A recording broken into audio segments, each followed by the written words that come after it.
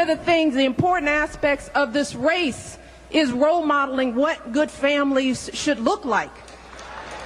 And my view is that if you can't run your own house, you certainly can't run the White House.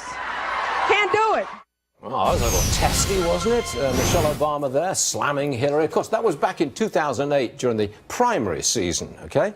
Now take a listen to what the First Lady is saying about Hillary just at a rally last night. It's a very different tune. Roll it. Hillary Clinton is my friend.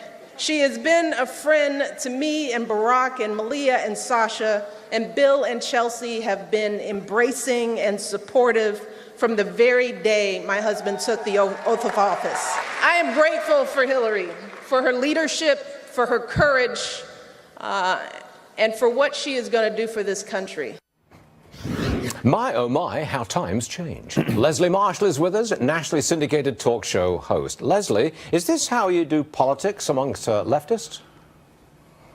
This is how politics is among every politician, Is it really? Let's be honest. Marco Is it Rubio. really? Yes, Marco Rubio. Really? Yes, Marco Rubio. I don't recall any Republican First Lady turning on a dime from contempt to a love affair. Do you? Well, I really haven't seen, quite frankly, some of the first ladies out and about and as vocal for candidates as we've seen Michelle Obama in this election cycle. But when we look at candidates such as Marco Rubio or Ted Cruz that have definitely done, some would say, a 360, a complete turnaround with regard to Donald Trump. And we certainly have seen people on the left like Bernie Sanders do a complete turnaround on Hillary Clinton. It's not surprising Michelle Obama's husband was running against her. He is not now. And they have formed a friendship when she was Secretary of State, and they had a relationship when she worked under her husband. This is not surprising, and this is politics as usual, whether left or right. No, I think it's politics as usual on the left, but that's another story. Here we go. No. The email dump, another one, reveals that John Podesta and Robbie Mook were unaware of the size and scope of Hillary's private email server. And by the way, recent Fox polls show that 67% of voters say Hillary is not trustworthy. But back to this secrecy thing. What's going on within the campaign that the two top guys, John Podesta and Robbie Mook, didn't know what was the size and scope of the email scandal? Well, I think, first of all, because it wasn't considered to be scandalous by the Clintons, and therefore she wasn't sharing that with the staff. And I think we would have seen more of that in the emails if they felt that way. Secondly, I think it's very common for people at the top in any campaign not to share necessarily 100% with their campaign staff, especially if you were at the level of Clinton's or even of Trump's. Okay. What about the $116 million Bill Clinton has made personally through his connections to the foundation and his connections to his wife as Secretary of State? You think that looks a little bad?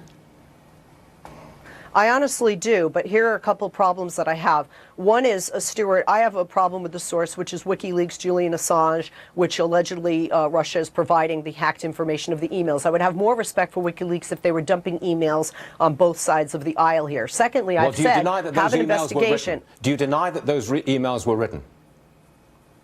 Well, I don't know if the emails were altered, and I certainly know that I'm not seeing the full context of all the emails. I'm not denying they were written. So why don't the participants deny it? I mean, if Doug Band did not write the 12-page report which reveals the $116 million, if he didn't write it, if it's been altered, why wouldn't he say that? Well, first of all, I think if you speak to a source like WikiLeaks, whether you're a Clinton or not, you're giving them more validation and you're giving them more credibility. So we should ignore it? I think that's what the Clintons have to... No, like I said, I think there should be an investigation, as there is into the Trump Foundation, into the Clinton Foundation. And if Hillary's elected president, I don't think she or Bill should have anything to do with the foundation, because she would be president and he would be first man. And I think that would be a huge conflict of interest. Do you like the way it looks? Seriously, $116 million. Do you like that? Come on. I don't like the way it looks, Stuart, but I know the reality of how things work. No, I know the reality of how things work. The Wall Street Journal, Kim Strassel, says today, uses this expression, they are the grifters in chief. I don't agree with that. I do know that it is common in charitable organizations or any organization. Look at sports figures. Somebody might say, well, I'll put a little bit more money in if you can get Kobe to show up. That's very common. People are uncomfortable with this because it's the Clintons. It's influence and like I peddling. said, I would like to have an investigation It's to have influence all of peddling. the facts. That's what it is. All right, Leslie. Thank you very much for joining us. We appreciate it. Thanks very much. Now, Thank you, Stuart.